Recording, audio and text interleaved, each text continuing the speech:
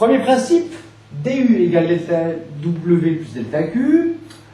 Pas d'échange de chaleur, donc du c'est un gaz parfait, donc l'énergie interne ne dépend que de la température. C'est égal à N fois CV fois dt égale delta W, et bien moins P, attention, P extérieur dV.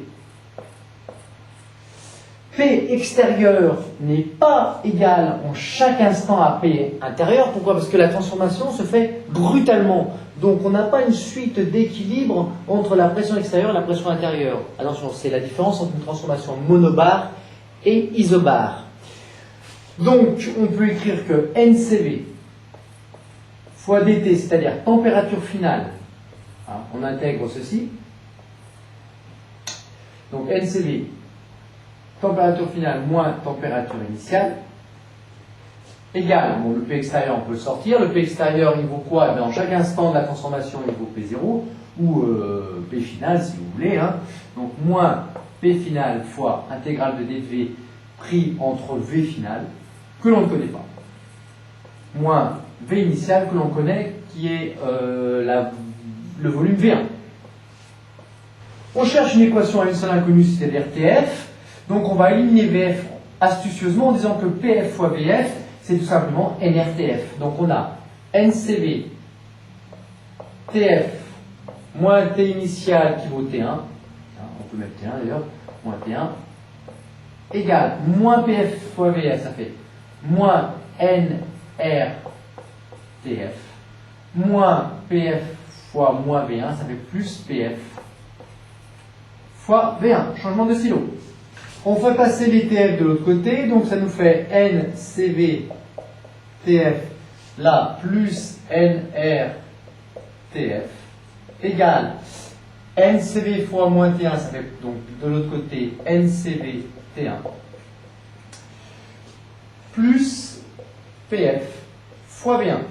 Autrement dit, je mets TF en facteur, TF facteur de NCV plus NR, donc TF égale NCV, on peut le remplacer par 5 demi de R, tiens, ce sera pas du luxe, 5 demi de R fois T1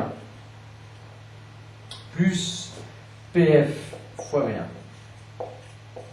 divisé par NCV plus NR. NCV plus NR.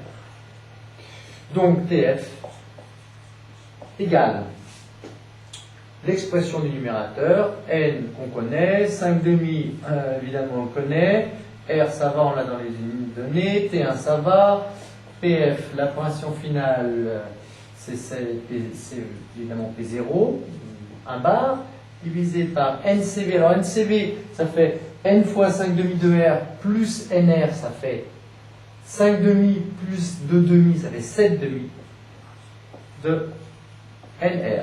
On peut passer à l'application numérique. Évidemment, avant de passer à l'application numérique, vérifions les unités. Ici, on a NRT, NR, donc ça nous fait bien des températures en Kelvin. La P fois V, P fois V, c'est tout simplement NRT. Donc on a encore NRT sur NR, ça nous donne bien également des températures en Kelvin. L'application numérique nous donne 277 Kelvin. Attention de bien remplacer P en bar, V en mètres cubes, R est dans l'unité légale, et la température T est en Kelvin également. Attention aux unités légales pour faire l'application numérique.